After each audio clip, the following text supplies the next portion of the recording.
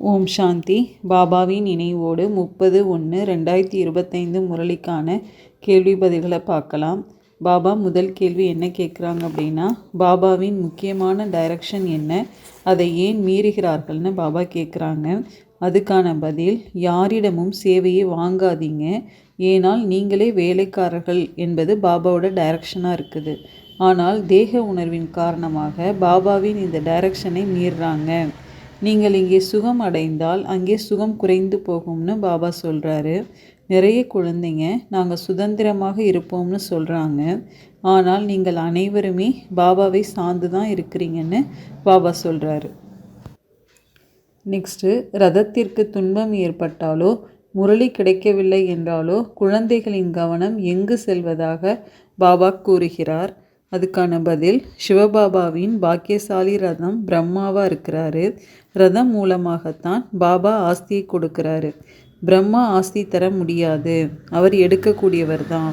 எனவே குழந்தைகள் தன்னை ஆத்மானு உணர்ந்து தந்தையை நினைக்கணும். ரதத்திற்கு ஏதாவது துன்பம் ஏற்பட்டாலோ அல்லது காரணத்தோடோ அல்லது காரணம் இன்றியோ குழந்தைங்களுக்கு முரளி கிடைக்கவில்லை என்றால் குழந்தைகளின் கவனம் முழுவதும் சிவபாபாவிடம் செல்லுகிறது. அவர் ஒரு பொழுதும் நோய்வாய்ப்பட முடியாதுன்னு பாபா சொல்கிறாங்க. நெக்ஸ்ட்டு, பழைய உலகில் புத்தி மாட்டிக்கொள்பவர்களை பற்றி பாபா கூறியிருக்கிறது என்ன? பதில், தந்தையின் நினைவினால தான் தண்டனைகள் நீங்கும். பாபாவின் நினைவு துண்டிக்கப்பட்டு பிறகு தண்டனை அடைந்து பழைய உலகில் சென்றுவிடக்கூடாதுன்னு பாபா சொல்கிறாங்க. இப்படி பல பேர் சென்றிருக்கிறாங்க. அவங்களுக்கு தந்தையின் நினைவு கூட இல்லை. பழைய உலகத்தில் மனம் மாட்டிக்கொள்கிறது. காலம் மிகவும் மோசமாக இருக்குதுங்கிறாங்க பாபா. யாரிடமாவது மனதை செலுத்தினால் தண்டனை மிகவும் கண்டிப்பாக கிடைக்கும்னு சொல்லியிருக்காங்க. நெக்ஸ்ட்டு, தேக அபிமானத்தில் தவறு நடந்தால் என்ன ஆகும்னு பாபா கேட்டிருக்காங்க. அதுக்கான பதில், மாயை யாரையுமே விடலை அப்படிங்கிறாங்க பாபா. தேக அபிமானத்திற்கு பிறகு ஏதேனும் தவறு நடக்கிறது. சிலர் பாதி காமத்திற்கு வசமாகிறாங்க, சிலர் கோபத்திற்கு வசமாகிறாங்க. நேசிக்கலாம், இதை செய்யலாம் என மனதில் நிறைய புயல் வருதுங்கிறாங்க பாபா. யாருடைய உடல் மீதும் மனதை செலுத்தக்கூடாது. தன்னை ஆத்மானு புரிந்து கொண்டால் சரீர உணர்வு இருக்காதுங்கிறாங்க பாபா. இல்லைன்னா பாபாவின் கட்டளையை மீறி விடுறாங்க. தேக அபிமானத்தில் தான் நிறைய நஷ்டமும் ஏற்படுது. அதனால் தேகம் உட்பட அனைத்தையும் மறந்துடணும்னு பாபா சொல்லியிருக்காங்க. நாம் என்ன செய்து துர்கதியை அடைந்திருக்கிறோம் அப்படின்னு பாபா கேட்டிருக்கிறாங்க. அதுக்கான பதில், உங்கள் மூலமாக தான் தவறு நடந்துக்கிட்டே இருக்குங்கிறாங்க பாபா. இதை சில பேர் தான் புரிஞ்சிருக்கிறாங்க. ஆனால் தவறுகளில் மாட்டிக்கொண்டே இருக்கக்கூடாதுன்னு சொல்லியிருக்காங்க. ஒரு முறை தவறு நடந்தது, பிறகு அந்த தவறு ஒரு பொழுதும் நடக்கக்கூடாது. தனது காதை பிடிக்கணுங்கிறாங்க பாபா. பிறகு அந்த தவறு நடக்காது, முயற்சி செஞ்சு பாருங்கங்கிறாங்க.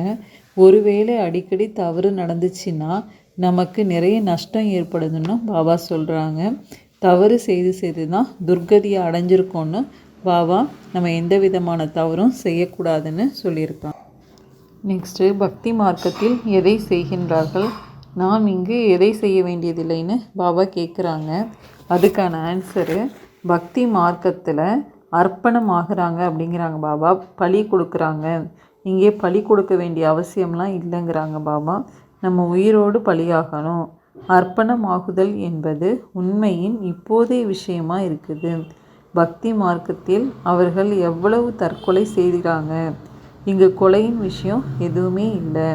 தன்னை ஆத்மானு உணருங்க, பாபாவுடன் தொடர்பு வைங்க, தேக உணர்வில் வராதிங்க அப்படின்னு பாபா சொல்லியிருக்காங்க. நெக்ஸ்ட்டு, யாரிடம் புரிந்து கொள்ள முடியாத அளவிற்கு போர் நடப்பதாக பாபா கூறுவது என்ன? பதில், பாபா, நாங்கள் மாயிடம் தோல்வி அடைந்து விட்டோம்னு முயற்சி செய்கிறோம், பிறகு என்ன நடக்குதுன்னு தெரியலை என சொல்கிறாங்கங்கிறாங்க பாபா குழந்தைங்க. ஆனால் எங்கள் மூலமாக இவ்வளவு கடுமையான தவறுகள் எப்படி நடக்குது என்பதே தெரியலை. பிராமண குலத்தில் இதனால் நம்முடைய பெயர் கெட்ட பெயராகுதுன்னு தெரிஞ்சிருக்கிறாங்க. பிறகு இருப்பினும் மாயிடம் புரிந்து கொள்ள முடியாத அளவுக்கு போர் ஏற்படுதுன்னு சொல்கிறாங்க பாபா. தேக அபிமானத்தில் வர்றதுனால முட்டாளாக ஆயிடுறாங்க. முட்டாள்தனமான வேலையெல்லாம் செய்கிறாங்க. நிந்தனையும் நடக்குது. சொத்தும் குறைஞ்சி போகுது. இவ்வாறு நிறைய தவறுகள் நடக்குது. மாயை இவ்வளவு வேகமாக அடி கொடுக்குது. இதனால தான் தோல்வி அடைந்து கோபத்தில் வந்து மற்றவர்களையும் அடிக்கிறாங்க, அல்லது செருப்பை எடுத்து கூட அடிக்கிறாங்க, பிறகு வருந்தவும் செய்கிறாங்க அப்படின்னு பாபா மாயையிடம் புரிந்து கொள்ள முடியாத அளவிற்கு போர் நடக்கிறதாக பாபா சொல்கிறாங்க. மாயையின் வசத்தில் இருக்கிறவங்க மற்றவங்களுக்கு எதை கொடுக்க முடியாதுன்னு பாபா கேட்குறாங்க. அதுக்கான பதில், மனிதர்களுக்கு குடிக்கும் பழக்கம் ஏற்பட்டுடுச்சுன்னா அதை விடுறதுல எவ்வளோ கஷ்டம் ஏற்படுது. எல்லாவற்றையும் விட பெரிய தவறு முகத்தில் கரி பூசுவதாகும். அதாவது சிற்றின்ப விகாரத்தில் செல்லுதல்ங்கிறாங்க பாபா. அடிக்கடி சரீரம் நினைவிற்கு வருது. பிறகு குழந்தைங்க இருந்தால் அவர்களுடைய நினைவும் வந்து கொண்டிருக்குது. பிறகு இவர்கள் மற்றவர்களுக்கு என்ன ஞானத்தை கொடுப்பாங்க? அவங்க யாருமே கேட்க மாட்டாங்க. நாம் இப்போது அனைத்தையும் மறந்து ஒருவரை மட்டும் நினைக்கிறதுக்கு முயற்சி செய்கிறோம். இதில் மிகவும் கவனம் இருக்கணும்னு சொல்லி பாபா மாயின் வசத்தில் இருக்கிறவங்க மற்றவங்களுக்கு ஞானத்தை கொடுக்க முடியாதுன்னு சொல்லி புரிய வைக்கிறாங்க. நெக்ஸ்ட்டு, செய்யும் தொழிலை விட்டுவிட்டு சேவை செய்கிறோம் என கூறும் குழந்தைங்களுக்கு பாபா கூறுவது என்ன? அதுக்கான பதில், நிறைய குழந்தைங்க உலகியல் தொழிலை விட்டு இதில் ஈடுபட்டு விடலாம்னு நினைக்கிறாங்க அப்படிங்கிறாங்க பாபா. ஆனால் பாபா அவர்களுடைய சூழ்நிலையும் பார்க்குறாரு. தனியாக இருக்கிறார்கள், எந்த உறவும் இல்லைன்னா பரவாயில்ல, இருப்பினும் வேலையும் செய்யுங்கள், கூடவே இந்த சேவையும் செய்யுங்கள் தான் பாபா சொல்கிறாங்க. வேலை செய்யும்போது கூட பலருடன் சந்திப்பு ஏற்படுது. குழந்தைங்களாகிய உங்களுக்கு நிறைய ஞானம் கிடச்சிருக்கு. குழந்தைகள் மூலமாக கூட பாபா நிறைய சேவையை செய்கிறாரு. சிலருக்குள்ள பிரவேசமாகியும் சேவை செய்கிறேன் அப்படின்னு பாபா தொழிலை விட்டு சேவை செய்யும் குழந்தைங்களுக்கு பதில் சொல்லியிருக்கிறாங்க. நெக்ஸ்ட்டு, பாபா எப்படிப்பட்டவராக இருக்கிறார்? யாருடைய தலையில் பொறுப்பு இருக்குதோ அவர்களுக்கு தூக்கம் எப்படி வரும்னு பாபா கேட்குறாங்க. சிவபாபா எரிந்து கொண்டும் இருக்கும் ஜோதியாக இருக்கிறாரு. நான் இரவும் பகலும் சேவை செய்கிறேன். சரீரம்தான் களைத்து போகுதுன்னு பாபா பிரம்ம பாபாவும் சொல்கிறாங்களாம். சரீரம் ஒத்துழைக்கவில்லை என்றால் ஆத்மா என்ன செய்ய முடியும்னு பாபாவும் கேட்குறாங்க. பாபாவோ களைப்பற்றவராக இருக்கிறார் இல்லையா? அவர் எப்போதுமே எரிந்து கொண்டிருக்கும் ஜோதியாக இருக்கிறாரு. முழு உலகையும் எழுப்புறாரு. அவருடைய நடிப்பே அதிசயமாக இருக்குன்னு பாபா தான் களைப்பற்றவராக இருக்கிறதாகவும் எரிந்து கொண்டிருக்கும் ஜோதியாக இருக்கிறதாகவும் பாபா சொல்கிறாங்க. நெக்ஸ்ட்டு, சிறிது கூட ஞானம் புரியாதவங்க என்ன பதவி அடைவாங்கன்னு பாபா கேட்குறாங்க. அதுக்கான பதில், பாபாவை நாலேஜ்ஃபுல், ஞானம் நிறைஞ்சவர்னு சொல்கிறாங்க. நமக்கு இந்த ஞானம் கிடைச்சி கொண்டிருக்குது. குழந்தைங்களுக்கு நன்கு போதை இருக்கணும், ராஜ்யம் ஸ்தாபனை ஆகி கொண்டிருக்குதுன்னு புரிந்தும் கொள்கிறாங்க. பிரஜைகளிலும் சாதாரண வேலைக்காரராக மாறுகிறாங்க அப்படிங்கிறாங்க பாபா. சிறிது கூட ஞானம் புரிஞ்சு கொள்கிறதே இல்லை, அதிசயமாக இருக்குது, ஞானம் மிகவும் எளிதானது அப்படின்னு பாபா கொஞ்சம் கூட ஞானம் புரிஞ்சு கொள்ளாதவங்க குறைந்த பதவியை தான் அடைய முடியும்னு சொல்லியிருக்காங்க. நெக்ஸ்ட்டு, அதிர்ஷ்டத்தில் இல்லாத குழந்தைகள் யாரை நினைப்பாங்க அப்படின்னு பாபா கேட்குறாங்க. அதுக்கான பதில், இந்த நாடகம் முடிய போகுது. பாபாவின் நினைவுனால் சதோ பிரதானமாகி சதோ பிரதான உலகத்துக்கு அதிபதியாக ஆகணும். எவ்வளவு முடியுமோ நினைவில் இருக்கணுங்கிறாங்க பாபா. ஆனால் அதிர்ஷ்டத்தில் இல்லைன்னா பாபாவுக்கு பதிலாக மற்றவங்களை நினைப்பாங்க. மனம் போவதால் பிறகு நிறைய அழ வேண்டியிருக்கும்னு சொல்கிறாங்க பாபா. இந்த பழைய உலகத்தில் மனதை ஈடுபடுத்தாதீங்க அப்படின்னு பாபா சொல்கிறாங்க. இது அழிய போகுது, இது வேறு யாருக்குமே தெரியலை, அவங்க கலியுகம் இன்னும் நிறைய காலம் இருக்கும்னு சொல்கிறாங்க. ஆழ்ந்த தூக்கத்தில் தூங்கி கொண்டு இருக்கிறாங்க அப்படின்னு பாபா அதிர்ஷ்டத்தில் இல்லாத குழந்தைங்க பாபாவை தவிர மற்றதை நினைப்பாங்க அப்படின்னு சொல்லியிருக்காங்க பாபா. எப்பொழுது மனிதர்கள் பாபாவின் ஞானத்தை கேட்பாங்க அப்படின்னு பாபா கேட்குறாங்க. அதுக்கான பதில், குருடர்களின் ஊன்றுகோலாக ஆகணுங்கிறாங்க பாபா. அப்பா மற்றும் ஆஸ்தியை நினையுங்க, விநாசம் எதிரில் இருக்குது என்பதை மட்டும் நம்ம தெரிவிக்கணுங்கிறாங்க பாபா. விநாசத்தை நெருக்கத்தில் பார்க்கும்போது உங்களுடைய விஷயத்தை கேட்பாங்க அப்படின்னு பாபா சொல்லியிருக்காங்க. உங்களுடைய சேவையும் வளர்ச்சி அடைந்து கொண்டே இருக்கும். மிக சரியாக இருக்குதுன்னு புரிஞ்சு கொள்ளுவாங்க. விநாசம் நடக்க போகுதுன்னு நீங்கள் கதறுகிறீர்கள்னு சொல்லி பாபா நம்ம இந்த விநாச நெருக்கத்தில் தான் மனிதர்கள் ஞானத்தை கேட்பாங்கன்னு சொல்லியிருக்கிறாங்க.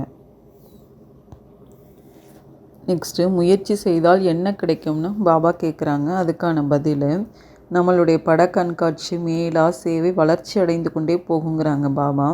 நல்ல ஹால் கிடைக்கிறதுக்கு முயற்சி செய்யணுங்கிறாங்க. வாடகை கொடுப்பதற்கு நாம் தயாராக இருக்கிறோம். உங்களுடைய பெயர் இன்னும் பிரசித்தமாகும்னு சொல்லுங்க அப்படிங்கிறாங்க பாபா. இவ்வாறு பலரிடம் ஹால் இருக்குதுங்கிறாங்க.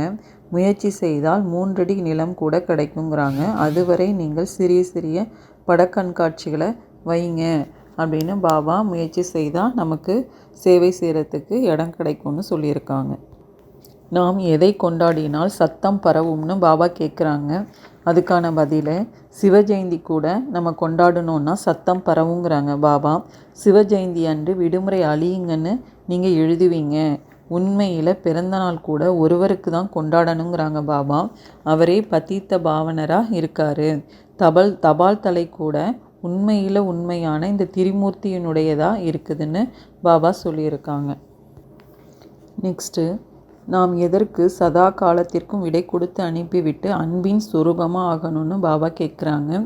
அதுக்கான பதில், எனது அன்பருக்கு எது பிடிக்குமோ அதுவே எனக்கும் பிடிக்கும். இதுவே அன்பின் சொரூபமாக இருக்குங்கிறாங்க பாபா. உண்பது, பருகுவது, பழகுவது யாவும் அன்பருக்கு பிரியமானதாக இருக்கணும். எனவே எந்த ஒரு செயலும் செய்யும் முன்பே என் அன்பான பாபாவிற்கு பிரியமானதான்னு சற்று சிந்தித்து பார்க்கணுங்கிறாங்க பாபா. அத்தகைய உண்மையான சிநேகி ஆகிட்டோம் அப்படின்னா நிரந்தர யோகி, சகஜ யோகியாக ஆகிடுவீங்க. இந்த அன்பின் சுரூபத்தை சமன் செய்து விட்டோம் அப்படின்னா அமர்பவ என்னும் வரதானம் கிடச்சிடுங்கிறாங்க. பிரிவு என்பதற்கு சதா காலத்திற்கும் பிரிவு கிடச்சிடும் அப்படின்னும் பாபா சொல்லியிருக்கிறாங்க. தேங்க்யூ பாபா. ஓம் சாந்தி.